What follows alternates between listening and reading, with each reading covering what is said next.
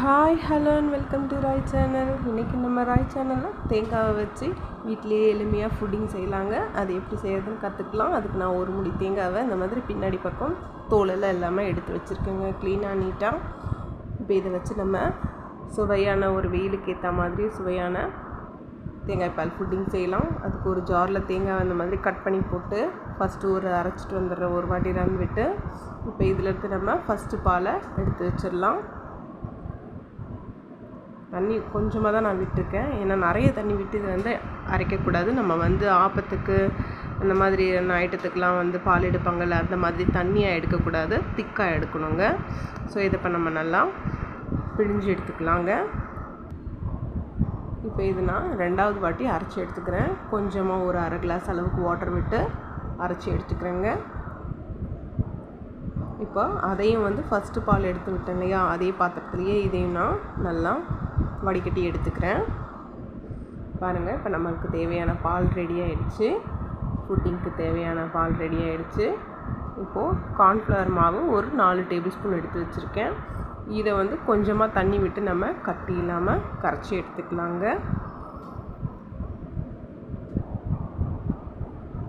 இப்போது ஒரு பேனில், நான் ஸ்டவ் பற்ற வைக்கல, ஒரு பேனில் இப்போ நம்ம வடிகட்டி எடுத்து வச்ச பாலெல்லாம் விட்டுக்கலாம். தேங்காய் பாலை கூடவே 4 ஸ்பூன் அளவுக்கு கார்ன்ஃப்ளவர் மாவு தண்ணி விட்டு கரைச்சி வச்சுருக்கோம், அதையும் இதில் சேர்த்துக்கலாம்.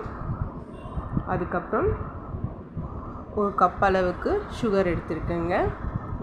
ஒரு முடி தேங்காய்க்கு ஒரு கப் அளவுக்கு சுகர் கரெக்டாக இருக்கும். இப்போ அதை நம்ம போட்டுக்கலாம். இப்போ இதை நல்லா கலந்து விட்டுட்டு இனிமேல் தான் நம்ம ஸ்டவ் ஆன் பண்ணி செய்ய போகிறோம்.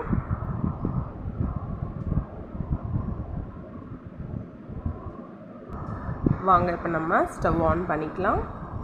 இப்போ இந்த பாத்திரத்தை மெதுவாக அது மேலே வச்சுட்டு கை விடாமல் நம்ம நல்லா கலந்து விட்டுட்டே இருக்கணும். ஏன்னா கார்ன்ஃப்ளவர் மாவு இதில் போட்டிருக்கிறதுனால நீங்கள் அப்படியே விட்டுட்டிங்கன்னா அங்கங்கே கட்டி கட்டியாக திரிஞ்சு போயிடும். ஃபுட்டிங் நமக்கு நல்லாவே வராது, ஜெல்லி மாதிரி. ஸோ நம்ம இதை ஃபஸ்ட்டு நல்லா கலந்து விடணும். அதுக்கப்புறம் சிம்மில் அடுப்பை வச்சுட்டு நல்லா ஸ்லோ ஃப்ளேம்லேயே வச்சுட்டு கலந்து விட்டுட்டே இருக்கணும் கண்டினியூஸாக. பாருங்கள், இந்த அளவுக்கு நல்லா திக்காக வரும் நீங்கள் கலந்து விட விட. பாருங்கள், சுற்றி நல்லா பபிள்ஸ் வருதுங்களா. இப்போ நம்ம போட்ட கார்ன்ஃப்ளவர் மாவு, சுகர் அண்ட் அந்த தேங்காய் பால் எல்லாமே நல்லா குக்கிங் ஆகிடுச்சு. அவ்வளோதான் ஃப்ரெண்ட்ஸ், நம்மளோட தேங்காய் பால் ஃபுட்டிங் ரெடி ஆகிடுச்சு. இப்போ இதை நம்ம ஒரு சின்ன சின்ன பவுலில் ட்ரான்ஸ்ஃபர் பண்ணிக்கலாம்.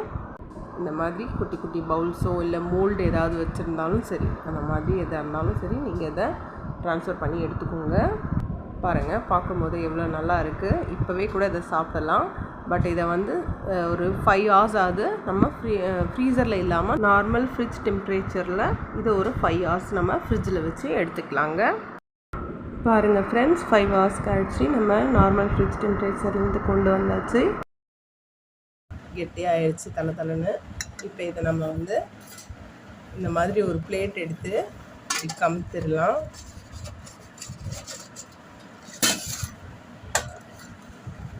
இப்போ இதை வச்சு லைட்டாக ஒரு 2 இது பண்ணிங்கனாலே வந்துடும். பாருங்கள், தேங்காய் பால் வச்சு நம்ம ஃபுட்டிங் பண்ணியிருக்கோம். எப்படி தலைன்னு இருக்குது பார்த்தீங்களா, ஆடுது. இப்போ இதை நம்ம ஸ்லைஸ் போட்டுடலாம்.